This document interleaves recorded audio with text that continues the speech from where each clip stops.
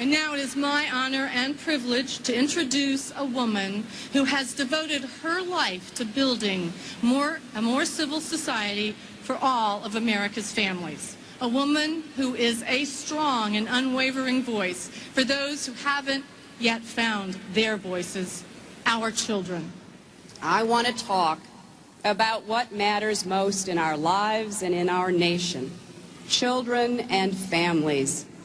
My favorite word is the word. Is the word. And you know the biblical reference, you know the gospel reference of the word. We have to give voice to what that means in terms of public policy that would be in keeping with the values of the word. Senator Obama saying the question of when life begins is above his pay grade, whether you're looking at it scientifically or theologically. If he were to come to you and say, help me out here, Madam Speaker, when does life begin, what would you tell him?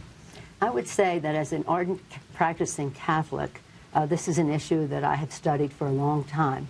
And what I know is over the centuries, the doctors of the church have not been able to make that definition. The point is that it shouldn't have an impact on a woman's right to choose.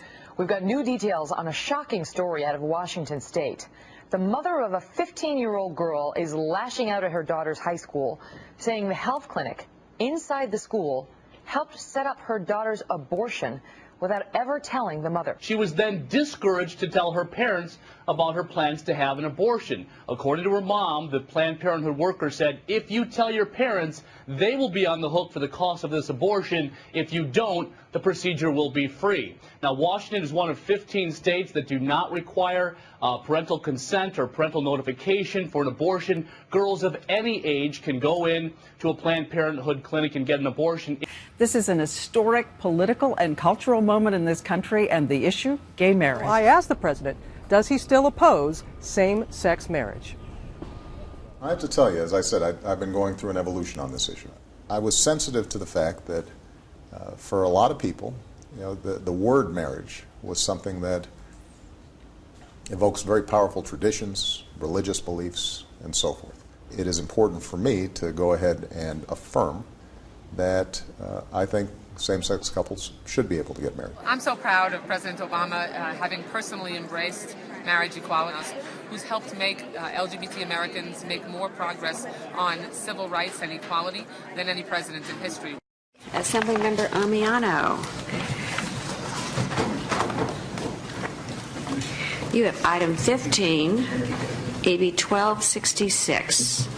Good morning, members, and Madam Chair, thank you so much. Although current California law already protects students from discrimination in education based on sex and gender identity, many school districts are not in compliance with these requirements. AB 1266 clarifies existing law by requiring all students in K-12 be permitted to participate in school programs, activities, and use facilities in accordance with that student's gender identity. To ensure compliance with current law and guarantee transgender students have the same opportunities to participate and succeed as others. Our family, like your family, is part of a larger community that can help or hurt our best efforts to raise our child.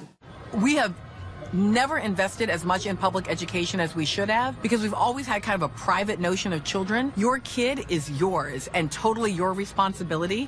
We haven't had a very collective notion of these are our children. So part of it is we have to break through our kind of private idea that kids belong to their parents or kids belong to their families and recognize that kids belong to whole communities. Once it's everybody's responsibility and not just the households, then we start making better investments. My kind of village.